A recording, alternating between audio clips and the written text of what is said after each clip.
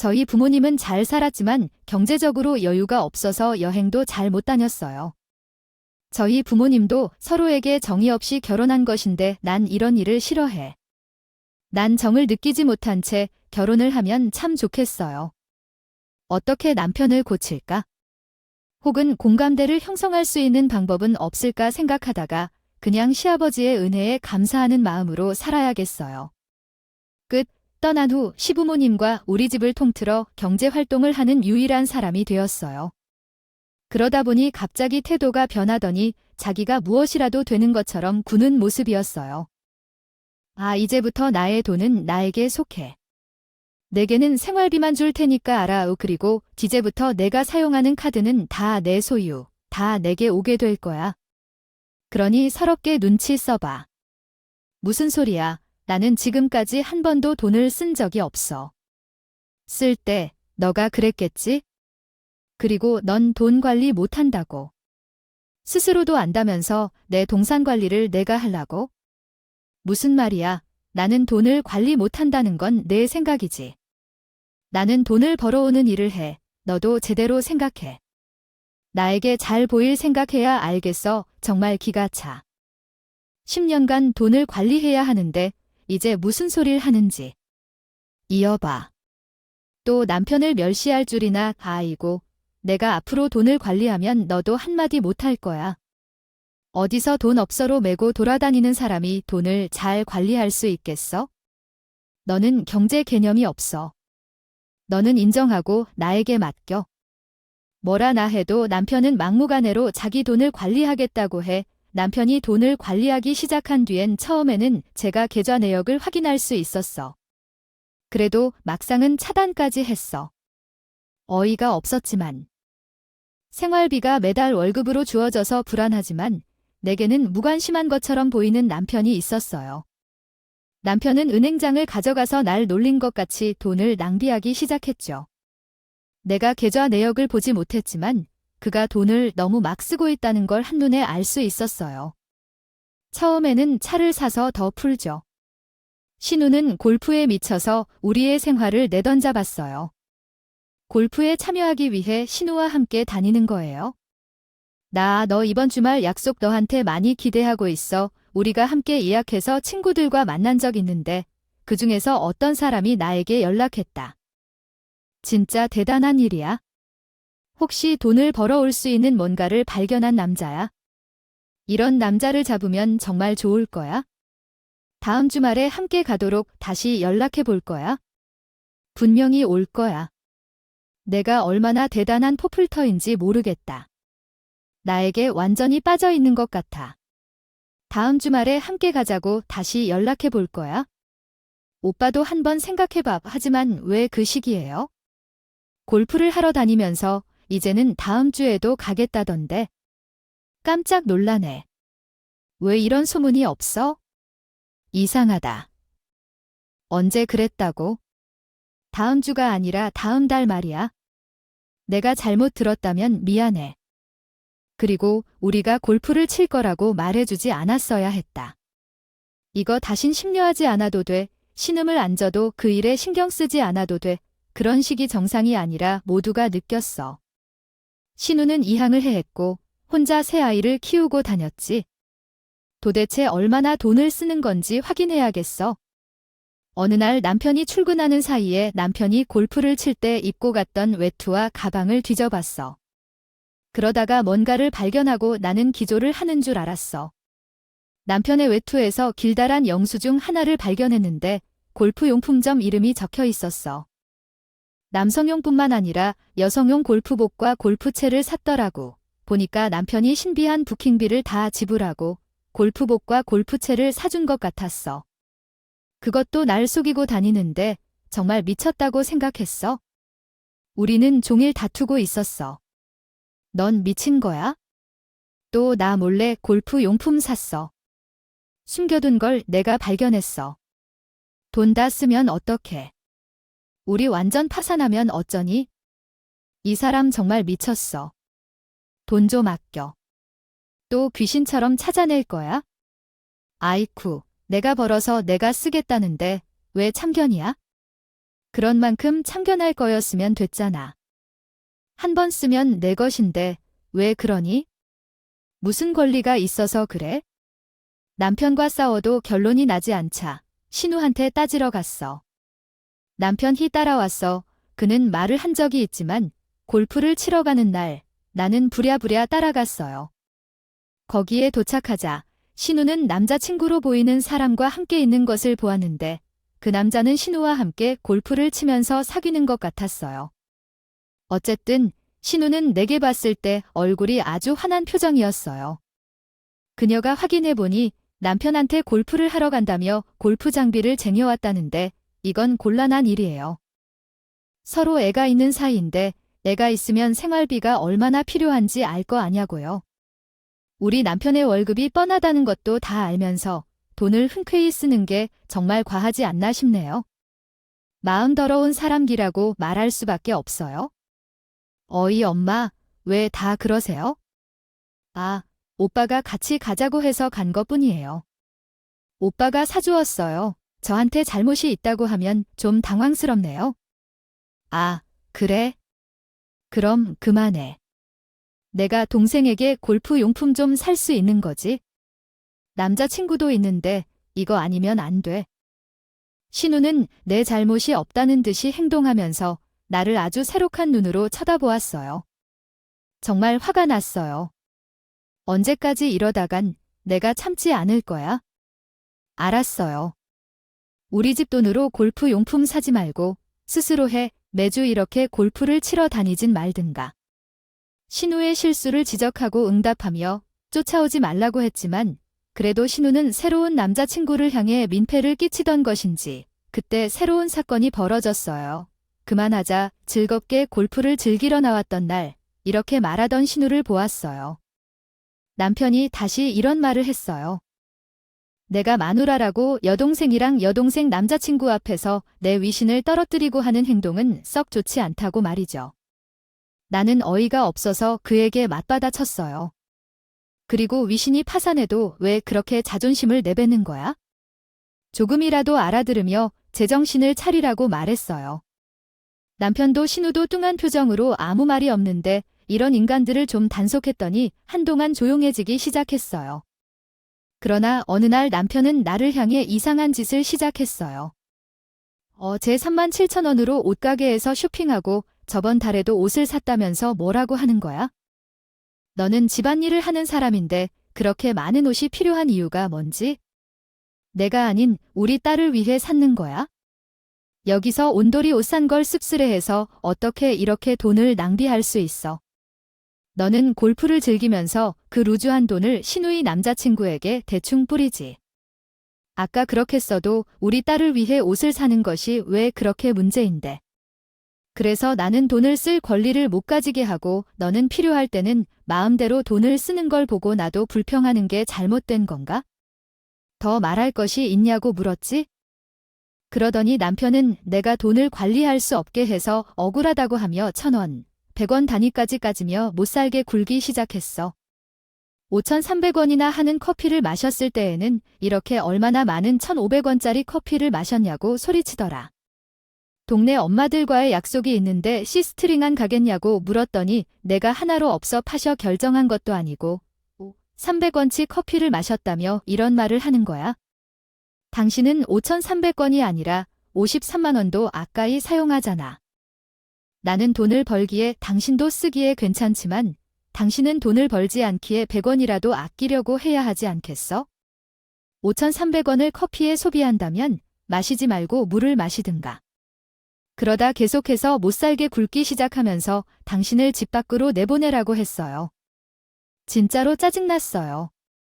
그러니 남편은 내보내라고 하면서도 나가지 못할 줄 알고 시댁에서 지내겠다며 집을 나가버린 거야.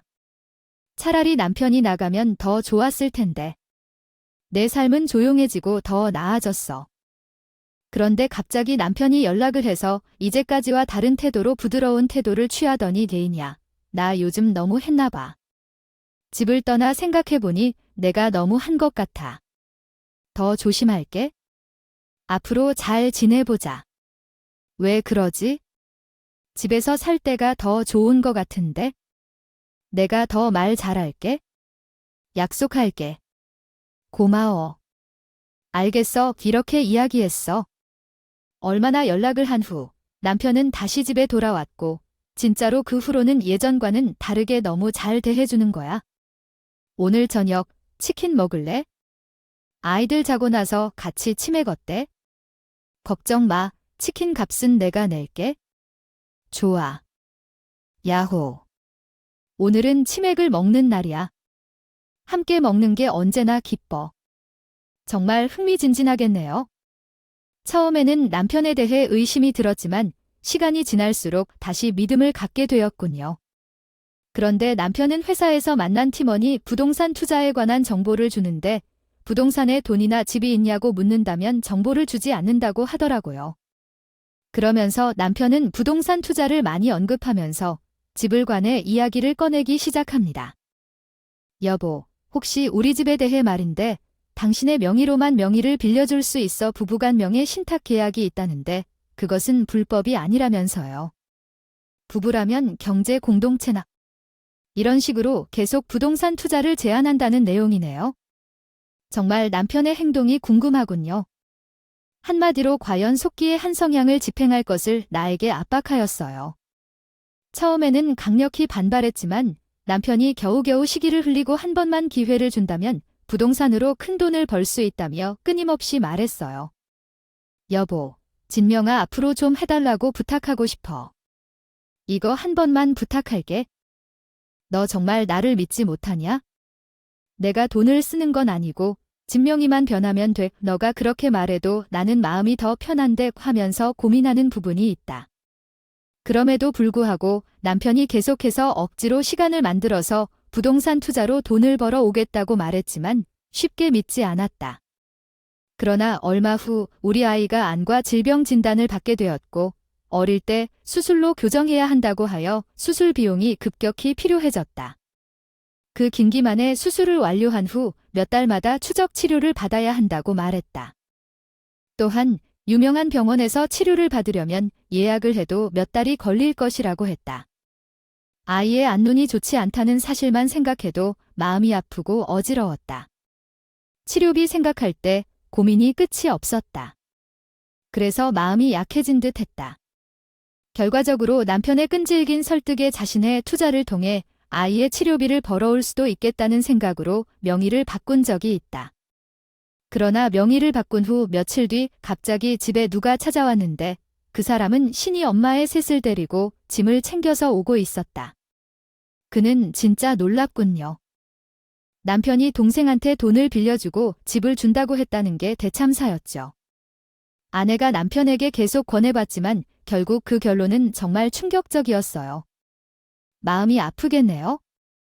그 이후로 동생이 대출받은 돈으로 사용했다는 말이야. 그래서 어쩔 수 없어서 어쩔 수 없기는 뭐가 어쩔 수 없어. 그래서 아가씨 이름으로 대출받아 사용한 금액이 얼마나 될까 집을 주기로 한 거야. 1억 들고 우리는 골프 용품만 산 게 아니야. 골프 회원권을 사느라 돈을 많이 썼어요. 머리가 정말 돌아갔어요. 정말로 여태까지 이런 사람과 함께 산 게 속이 시글거렸다고 생각해요. 속쓰린 일로 살아남았다고 생각해요. 남편을 믿은 나를 탓했어요. 이 두 남매 진짜 미친놈들 같아요. 골프 치다가 1억을 넘게 썼다고요. 나는 어이가 없었어요. 미쳤어요.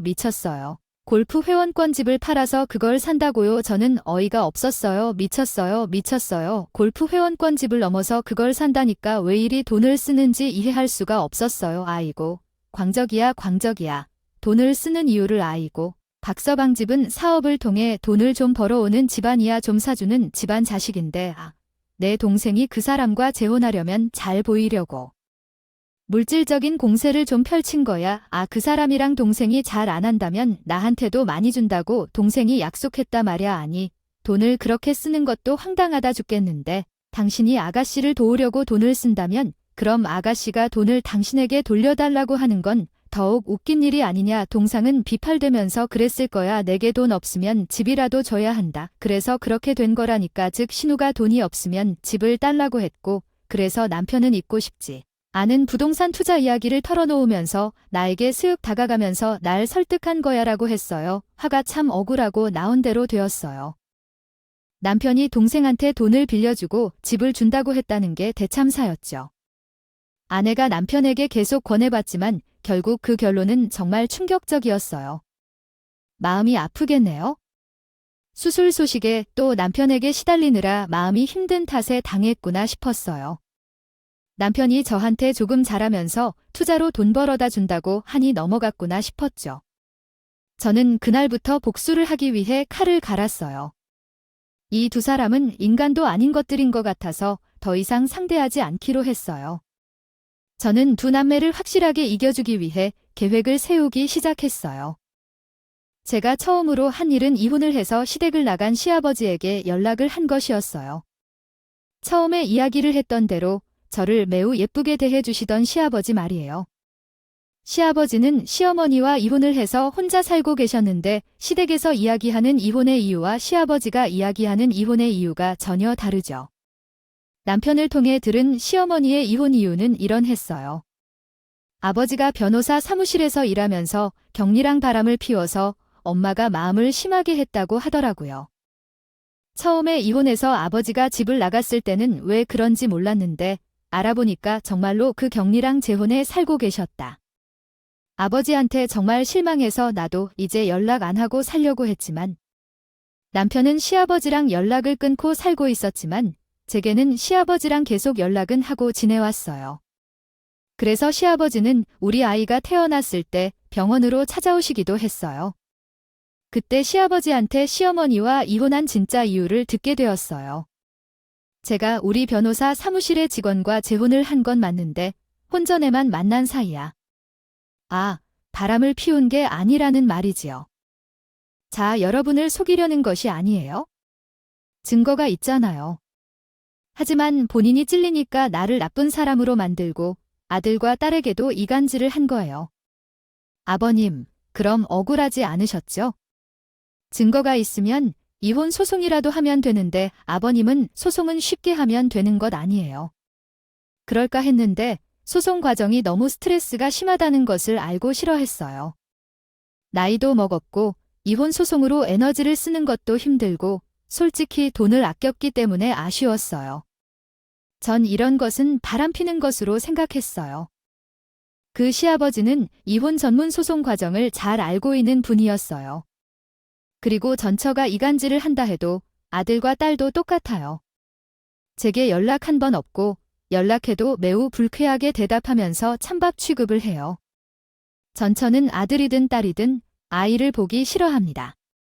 남편이 시아버지에 대해 말했던 사연은 몰랐어요. 잘못 알고 있었어요. 마음이 정말 많이 아플 거들어요. 현재 재혼 후 조금 편안히 지내고 계신다면 좋겠어요. 그런 다른 사람들이 이혼하는 것이 이유 찾았어요. 제 여자들도 힘든 일이 있으면 언제든 말해주세요. 아빠라고 불러도 돼요. 제가 더 아버지가 되어 드리겠어요?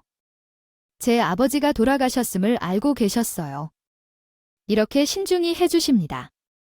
아버지께 감사드립니다.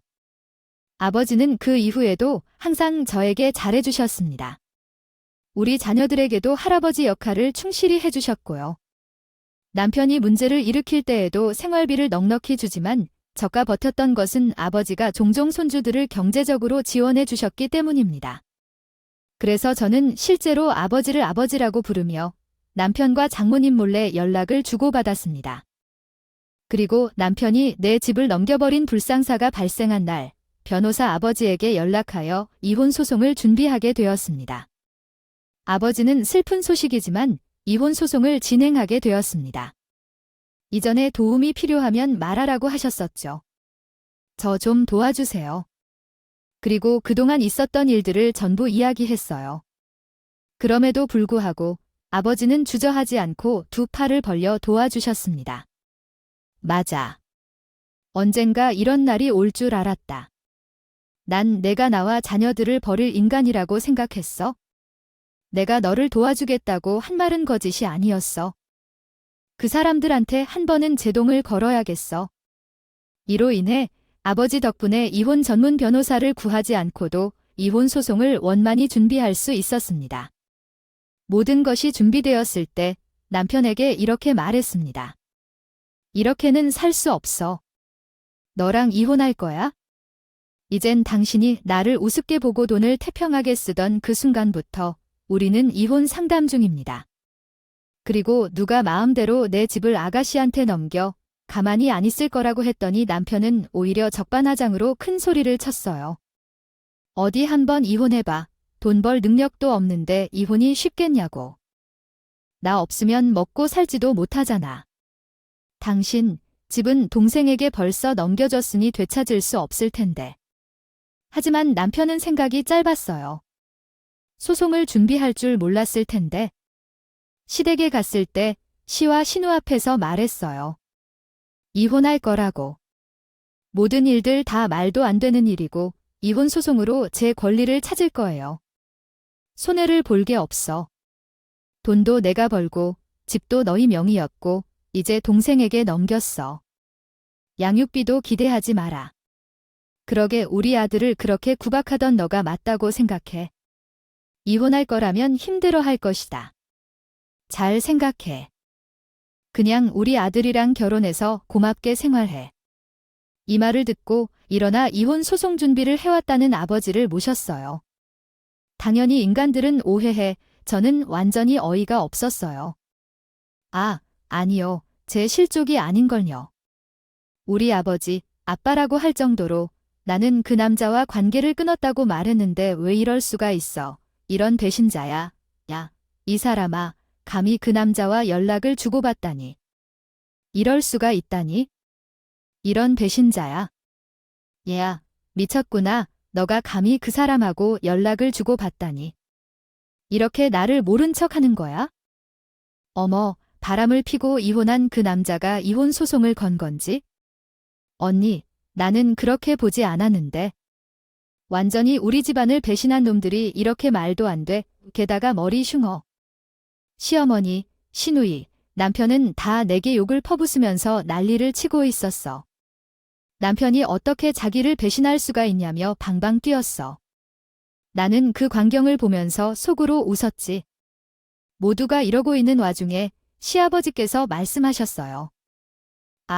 다들 조용히 해. 너희는 내게 누명을 씌우고 찬밥 취급을 했어도 며느리는 나를 믿어줬다. 그래서 난 이제부터 며느리를 도와주기로 했어. 너희들처럼 잘못된 인간들은 언젠가는 처단당할 거야. 이제부터 나와 며느리는 너희들의 끝을 내가 보여줄 거야.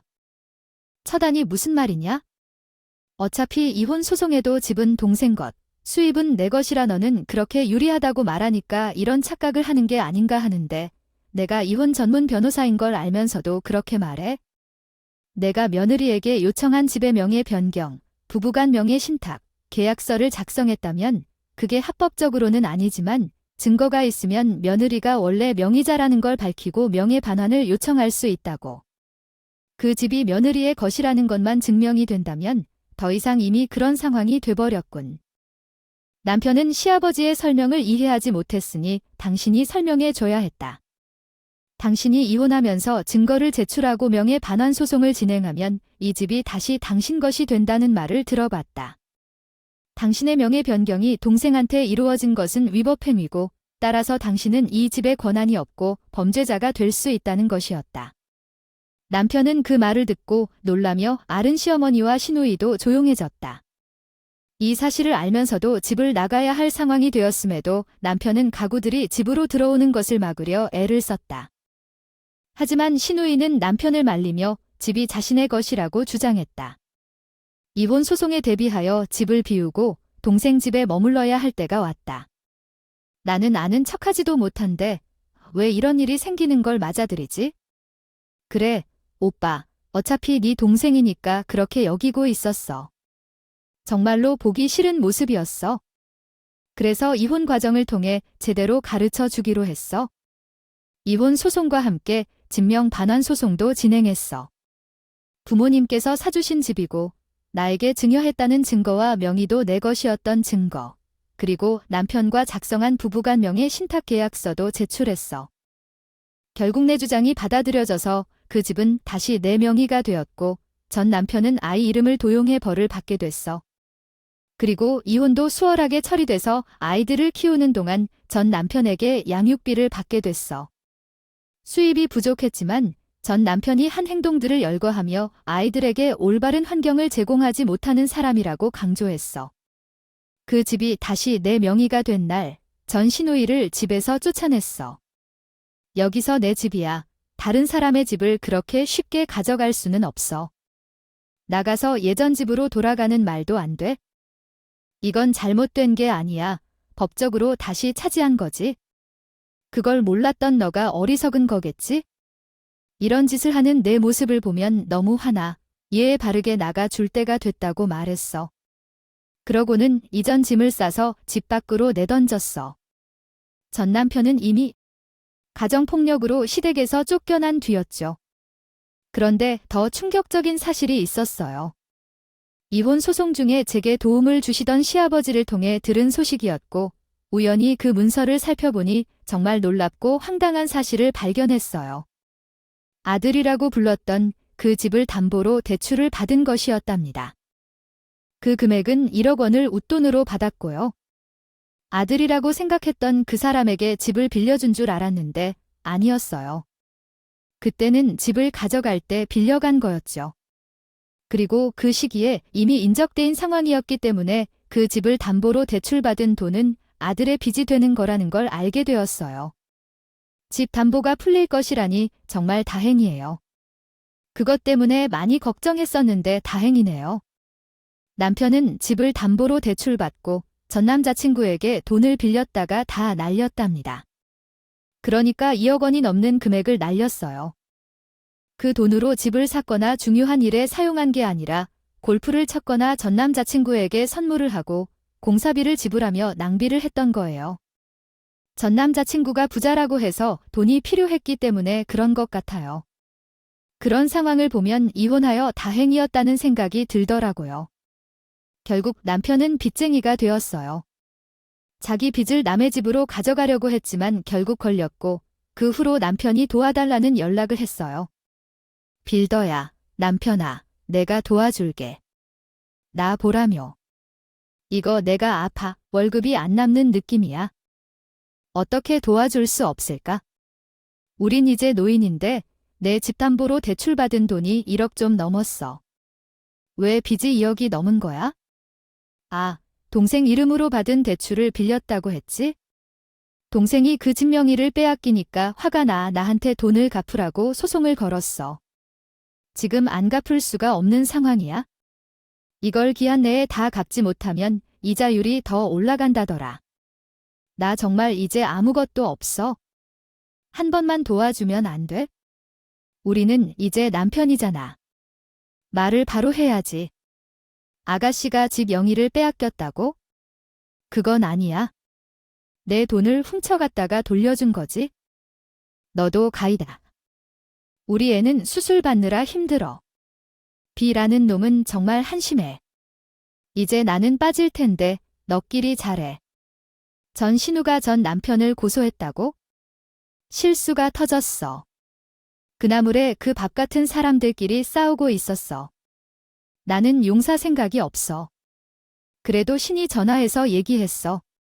내 돈 빌려가서 갚지도 못한다고 해. 내 집을 내가 빼앗아가서 그런 게 아니야. 책임져. 즉시 이렇게까지 낙인을 찍어야 하는 이유는 내 머릿속이 얼마나 엉망인지 생각해 보라는 것 같아. 명의를 빼앗아간 것도 나가 아닌 너라니 정말 안 될 것 같아. 골프를 치거나 열심히 일해 갚거라고 한 걸 무시하고 이전 신우의 말을 제대로 듣지도 않고 전화를 끊으면서 얼마나 시원했는지 모를 것 같아. 마침내 해방된 기분이었지? 그리고 얼마 후 시아버지가 나에게 연락해 말했어. 적당히 잊었다 생각했지만 그때마다 새로운 사람들이 나타날 때마다 너무 화가 나더라. 오랜만에 만난 나에게도 그런 태도를 보이다니 참 아마 다 잊었다 생각했지만 아니었나 봐요. 또한 그 사람들이 너에게 아픔을 주었다는 게 더 화가 났어. 지금이라도 이혼 소송을 진행해서 그들을 나의 삶에서 끊어내야겠다. 정말로. 아버지, 찬성이에요. 얼마나 불쌍한지 말로 표현할 수 없어요. 아버지, 소중하시니까 응원할게요. 걱정하지 마시고 아버지의 마음에 충실하게 진행하세요. 고맙다. 정말이야. 우리 며느리밖에 없어. 반드시 이겨서 그 인간들을 다시 한번 처벌할 거야. 이후 시아버지는 시어머니를 상대로 이혼 소송을 제기했어. 당시 시어머니가 빠져나간 위자료만큼 상당했었나 봐. 시아버지는 잘 버는 편이라 그냥 주고 잊으려 했지만 그것들은 잊혀지지도 않았고 억울했어. 그래서 시어머니가 바람을 피운 증거를 추가로 제출하여 위자료 반환 소송까지 하게 됐어. 상간남 소송까지 한 거야. 시아버지가 진행한 이혼 소송은 어렵지 않게 끝이 났고 시아버지가 이기게 되어 시어머니는 받은 위자료를 다시 돌려줘야 했어요. 시아버지는 상대방으로부터 위자료를 받았고 이에 시어머니가 신경 쓸 일이 생겼어요. 시어머니가 시무룩한 표정으로 다가오더니 갑자기 갑작스럽게 돌아갔어요. 어디로 가신다는 거예요? 이제 나 혼자가 되었으면 조용히 물러서서 살았겠지만 그렇지 못한 것 같아. 와서 돈을 돌려줘라고 맡겨놔. 너무 원망스러워. 이 세상에는 너하고 자식들밖에 없으니 며느리는 저를 향해 진짜 말 많이 하는구나. 점점 화가 치밀어 오르기 시작하며 시어머니에게 세운 이야기의 온도가 더욱 폭발적으로 높아진다. 그러니까 이제 내가 속상한 것을 풀어라. 돌려주지 않으면 결코 상쾌한 마음으로 살 수 없어. 확실히 내게 대해 알고 있던 게 많긴 하지만 정말 놀라운 것, 야 당신이 절로 일을 벌임으로 나는 더 널어진 돈을 반납하며 갚아야 할 빚이 많이 생겨. 맞아 그래? 그렇다면 우리는 혼자로 해결할 수 없는 문제를 누구에게 돌리면서 돈을 갚을 거야. 무슨 말을 하는지 이해하지 못했어도 사업에 많은 돈을 벌어 집안 자식의 돈을 챙긴 적 있겠지만 딸의 남자친구와 헤어졌다는 얘기에 더욱 놀랬어요. 그래 헤어졌어. 결혼할 때 박서방과 돈을 많이 받았는데 어째서 헤어진 거야? 그런데 대처 방법이 있을 것 같아. 전에는 이러니 저러니 해서. 그렇게 느끼지 말고 자료 반환 취소해. 과거 일에 어찌나 무의미하게 그러나. 당신은 여전히 변한 게 없구나. 내가 하지도 않은 일을 박박 떠밀어 나한테 모욕감 주는 게 별일 아니야? 하긴 당신이라는 인간은 그렇게 생각할 수도 있겠네. 해줄 생각 없어. 그러니까 남의 돈 가져다 쓸 생각하지 마. 신나 갚으며 살아. 그래야 해. 아가씨가 남자친구와 헤어진 건 자업자득인 것 같은데. 그 사람한테 돈 못 받았다고 저랑 시아버지가 책임을 질 필요는 전혀 없어. 그리고 그렇게 되었다면 전 남편의 아가씨의 이전 시어머니, 아지 3명이 모두 빚쟁이가 됐네. 잘 됐네요. 앞으로는 동변상하면서 빚을 갚으세요. 저는 이전 시어머니를 마음껏 비웃어 주었어요. 그럴 만도 했죠. 게다가 전 남편과 이전 신우가 번갈아 와서 도와달라고 하는 꼬라지였더라니. 이전 신우가 그 빚을 잘 갚아 나갈 거라는 생각이 들지 않았어요. 2억이나 되는 돈을 골프 치러 다니면서 퍽퍽 쓰는 사람들이 빚을 갚을까? 이자만 겨우 내면서 돈 생기면 써만대기 바쁠 것 같죠. 시아버지가 말씀하셨어요. 며느, 그건 고생이 많았다. 이혼은 어찌나 스트레스가 많은 일인데 잘 버텼어. 내 예전 가족들이 너한테 못난 짓을 해서 미안하구나. 대신 사과할게. 앞으로도 우리는 잘 지내자. 그래도 되지? 그렇죠. 아버님 죄송해 하실 필요가 없어요. 아버님도 당하신 것이고 저를 이렇게 도와주셨잖아요. 저는 그저 감사할 뿐입니다. 또한 앞으로 찾아갈 만한 어른은 아버님이 유일합니다. 저희 애들을 데리고 자주 방문할 것이며 앞으로 이런 일, 이런 사람들이 있다는 것을 알고 행복하게 살겠습니다. 아버지가 얼마나 힘들게 저를 며느리로 맡기려고 노력했는지 생각하면 너무 감사합니다. 가깝게 지내자고 생각하면서 가족들에 대한 지원을 결코 잊지 않겠습니다. 저는 다시 집이 된 곳에서 아이들과 함께 지내는 것을 즐기며 시아버지와도 친밀한 관계를 유지하고 있습니다. 최근 새로운 직업을 찾았고 아이들을 키우는데 충분한 양육비를 받고 있습니다. 전 남편과의 경제적인 어려움에서 벗어나 현재의 안정된 삶에 감사합니다. 언젠가는 새로운 가족을 형성하여 행복하게 살아가겠습니다. 저의 이야기는 여기서 마치겠습니다. 항상 행복하셨으면 좋겠습니다. 감사합니다.